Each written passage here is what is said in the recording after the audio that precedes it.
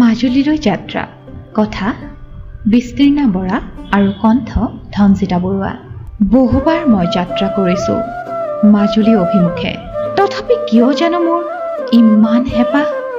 উদগিৰণ হয় পোহৰৰ আগ্নেয়গিৰিৰ দৰে কলিজাৰ উৎখলন, মই নিজেও নাজানো।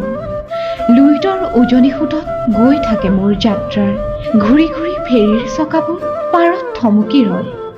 মোৰ যাত্ৰাৰ লক্ষ্য মোৰ হেঁপাহৰ নদীদ্বীপটিৰ প্ৰথম প্ৰহৰ, য'ত মই প্ৰেমৰ নিজৰা বোৱাই চাই থাকিবলৈ আগবাঢ়িছোঁ।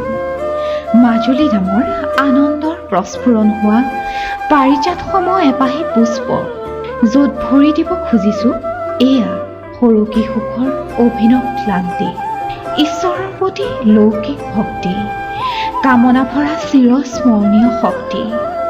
কিয় যে তৃষ্ণাও দূৰ হয় এই মাজুলীৰ দৃশ্যৰাজি আৰু ইয়াৰ অকৃত্ৰিম পয়োভৰ দেখি। অহৰহ বুকুৰ মাজত সাঁচ বহুৱাই যায় মোৰ এই যাত্ৰাৰ পশ্চায়া। হিয়াৰ ভাজে ভাজে জীৱনৰ ক্ষণে ক্ষণে এই যাত্ৰা মোৰ অপৰূপা নিৰূপমা, অমিয়া সুৰৰ যেন পক্ষীৰ গানৰ এক ৰাগিনী। ধন্যবাদ।